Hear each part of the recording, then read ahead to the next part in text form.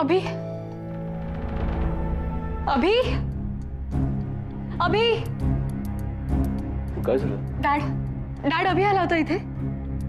नाही इथे नव्हता आला, पण काय मला तो एवढी टेन्स दिसते. मला एवढ्या दिवसात ना आलीस, तो आपण बसून बोलूया. काय झालं? मला बसायचं नाहीये डॅड.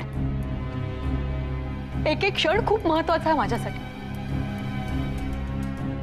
बाय द वे, तुम्ही अभिला जी कुठली मदत केली होती ना, ती कळली आहे त्याला.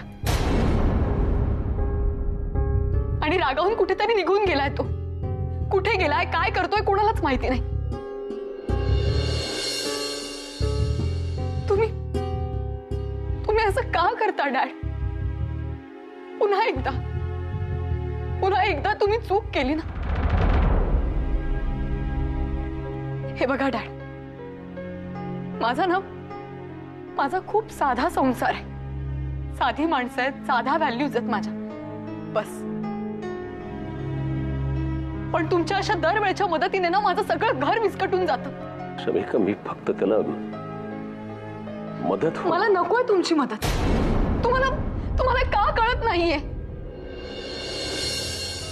तुम्हाला जर आम्हाला मदत करायची असेल ना, तर फक्त एवढंच करा. इथून पुढे माझ्या संसारात, माझ्या आयुष्यात कृपया कुठलीही ढवळाढवळ करू नका. शमिका, अरे बास झालं. तू जरा जास्तच हाच बोलतेस डॅडची. त्यांना काय वाटतंय ह्याचा जरा तरी विचार कर. अभिला काय वाटतं याचाही विचार मलाच करायला लागतो आशुदी. आणि एखाद्याच्या चांगल्या हेतूने जर दुसऱ्याचं नुकसान होत असेल ना, तर तो चांगला हेतू काहीच कामाचा नाहीये. अशा वेळी त्या माणसाला थांबवलंच पाहिजे. अभि खूप मानी आहे, तुला माहिती आहे ना. स्वतःच्या आई वडिलांकडून मदत घेताना सुद्धा 10 वेळा विचार करतो तो. स्वतःचे मार्ग 100 वेळा आजमावून पाहतो. स्वतःच्या हिमतीवर सगळं करू पाहतो. अशा वेळी या माणसाला तुम्ही केलेली मदत नाही समजू शकत डॅड. तुम्ही प्लीज असं नका करू. त्याने अभिजितचा स्वाभिमान दुखावला जातो. त्याच्या जखमेला पुन्हा नख लावल्यासारखं होतं. आणि मी अभिजितची बायको आहे. या सगळ्या गोष्टी मी नाही सहन करू शकत.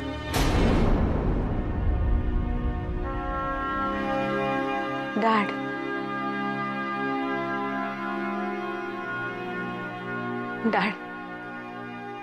तुमचं जर आमच्यावर प्रेम असेल ना, तर फक्त एवढंच करा. इथून पुढे स्वतःहून कुठलीच मदत करायला पुढे येऊ नका, प्लीज.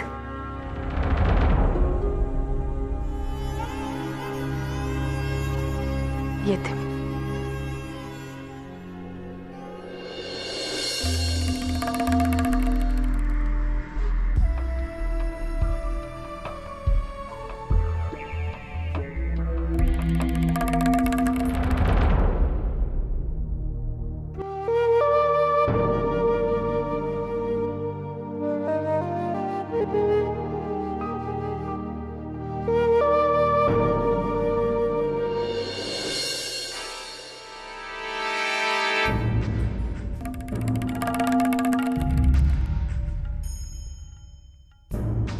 वेलकम संध्या राजे. कुठे होता, कुठे इतके दिवस? गुड न्यूज घेऊन आले तुझ्यासाठी. Good news? येस, शमिका आली होती. तिच्या डॅडना भेटायला. But that wasn't a good news for Aniruddh. Trust me. Shamika इथे आली आणि वाटेल तसं बोलली अनिरुद्धला. I mean it was so surprising. तिने त्याला सांगितलं की माझ्या आयुष्यात ढवळाढवळ करू नका, अभिजितला कुठलीही मदत करू नका, आमच्या संसारात अजिबात लक्ष देऊ नका, हे ते एव्हरीथिंग. अनिरुद्धचा चेहरा एवढूसा झाला होता, एवढूसा. यु नो, जय प्रभू. हे सगळं तुम्ही केलं ना?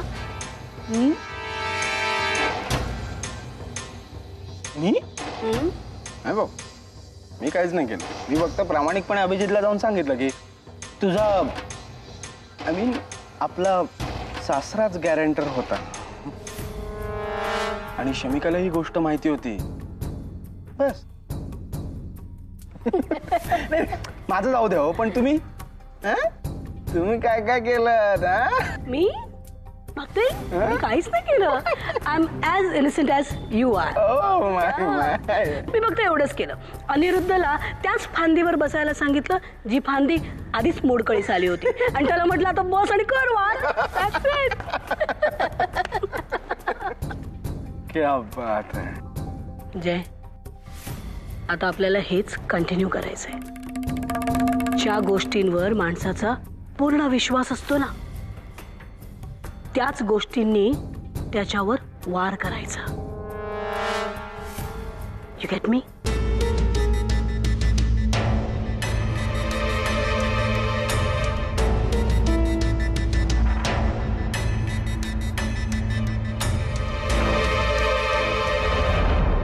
ओके. हा मी कळवते आल्यावर. ओके. अभि कुठे गेलायस रे? एक फोन तरी उचल प्लीज. मी मेसेज करू का?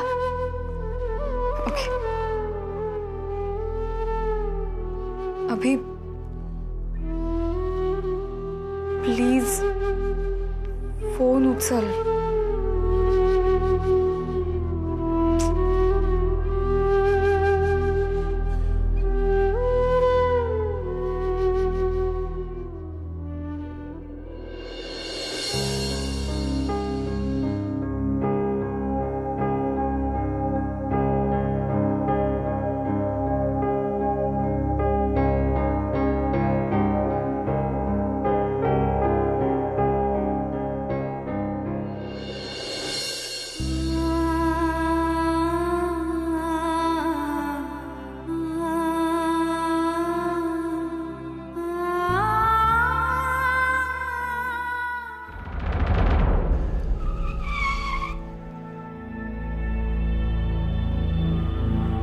माधुरी,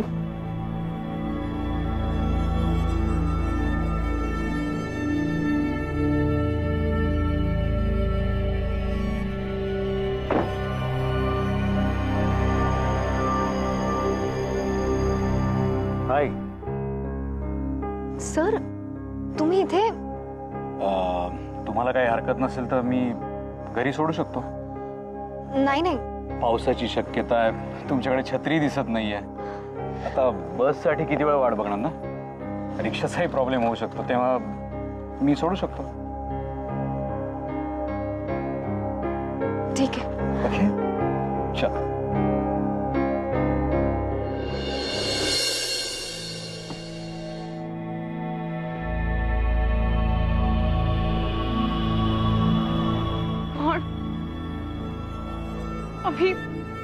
अभि अजून ऑफिसला आलेला नाही. कुठे गेलाय हा? अभि कुठे?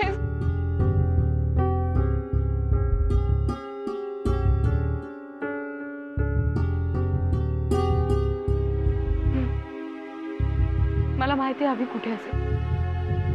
आणि मी जर अभिला ओळखत असेल ना, तर तो आता नक्कीच तिथे असेल.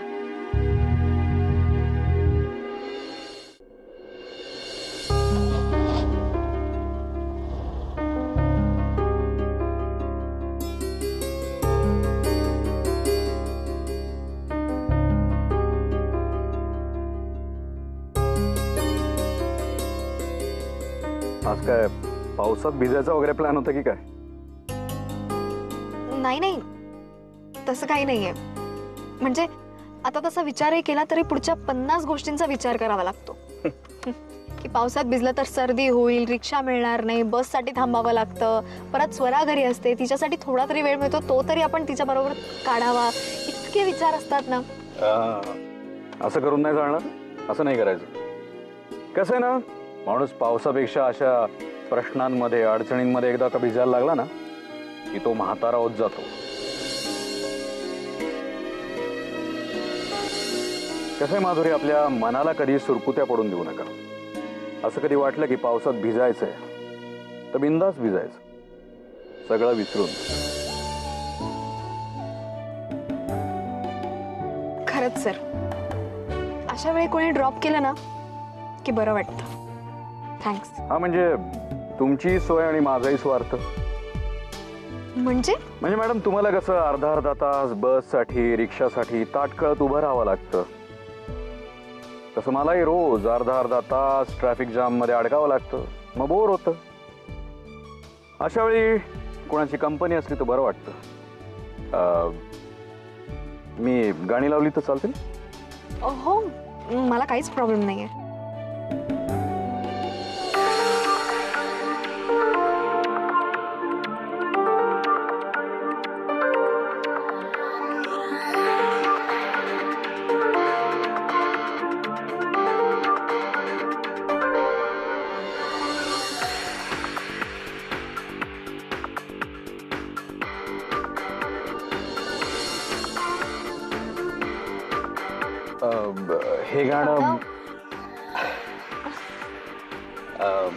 हे गाणं आय मीन वेस्टर्न म्युझिक आवडतं तुम्हाला? मला हा छे, मला अजिबात आवडत नाही. मला वाटलं तुम्हाला आवडतं म्हणून मी काही बोलले नाही. मला मला बिलकुल नाही आवडत. मला तर आपली जुनी हिंदी गाणी आवडतात. यु नो, किशोर, रफी, लता, आशा. मला पण. प्लीज हे गाणं बदलता. शुअर.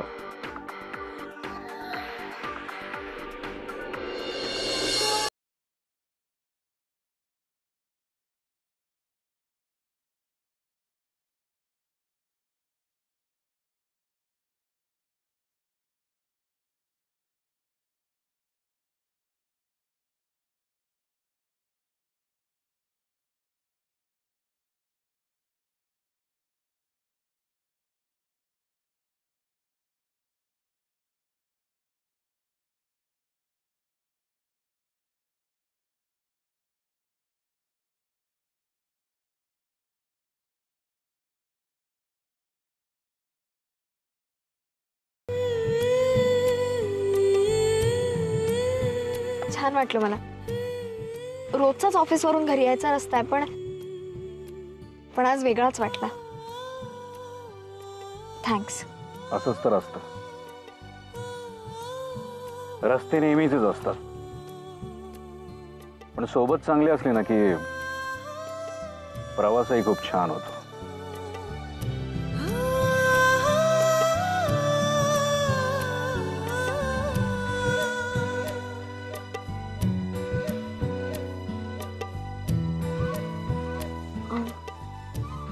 Good night.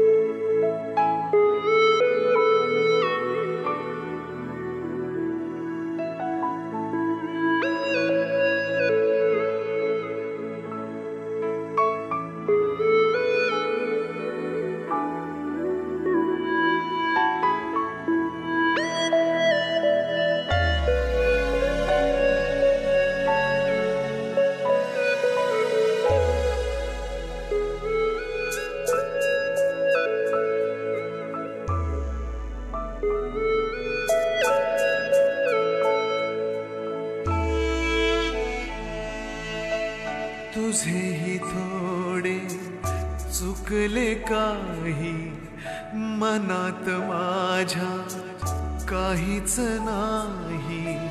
कशाऊ मागती तुला सख्या रे माझ्या या वेदना माझी या प्रियाला प्रीत कळेना माझी या प्रियाला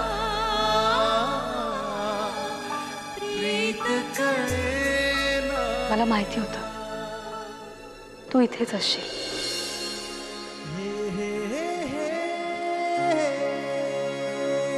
मला माहिती नव्हतं की तुझा माझ्यावर विश्वासच नसेल.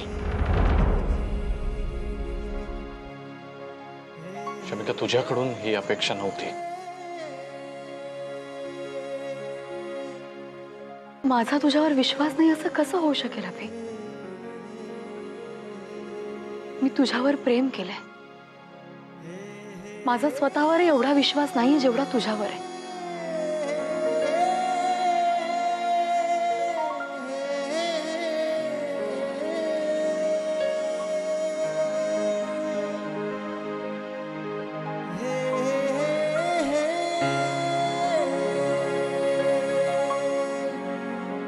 माझा तुझ्यावरचा विश्वास उडेल असं का वागलीस शमिका?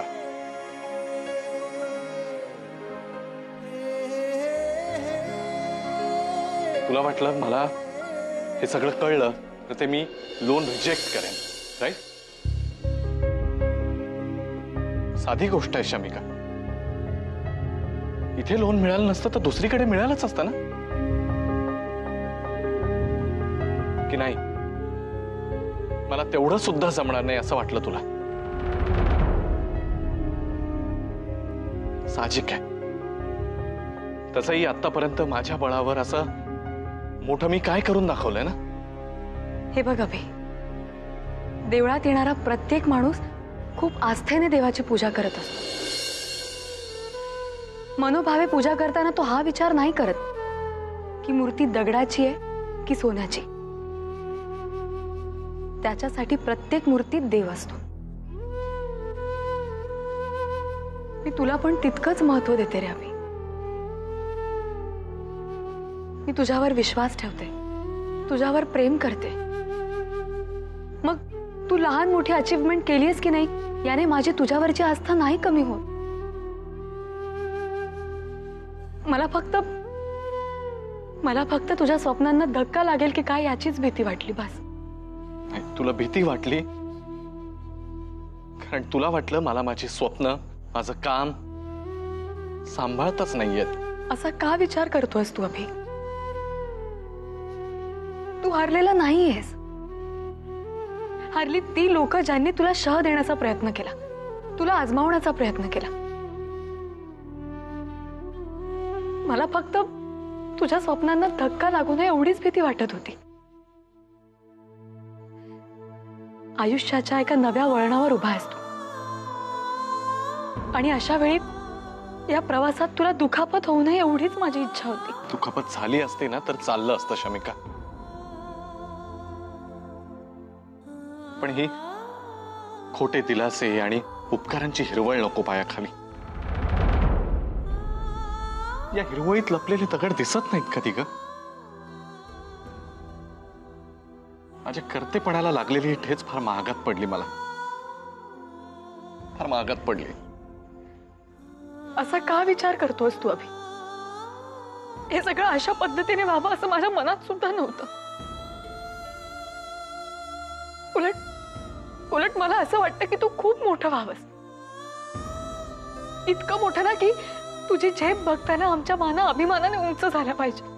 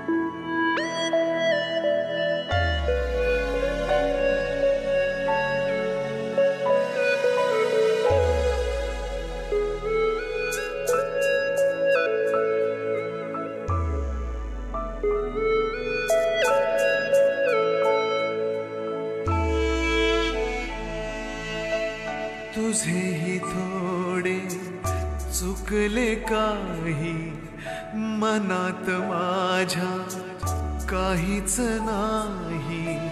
कशाऊ मागती तुला सख्या रे माझ्या या माझी या प्रिया